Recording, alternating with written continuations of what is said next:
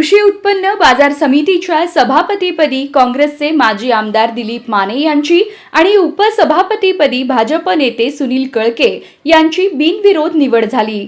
संचालक मंडळाच्या बैठकीत ही निवड अधिकृतपणे जाहीर होताच परिसरात माने समर्थक आणि कार्यकर्त्यांनी जोरदार जल्लोष केला।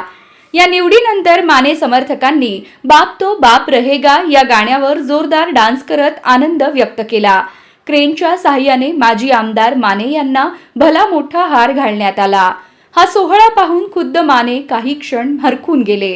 आपण या क्षणांची दृश्य राजनीती चॅनलच्या माध्यमातून पाहत आहात। दरम्यान निवडणुकीत आमदार सचिन कल्याण शेट्टी यांच्या पॅनलने आमदार सुभाष देशमुख गटावर एकतर्फी विजय मिळवला होता।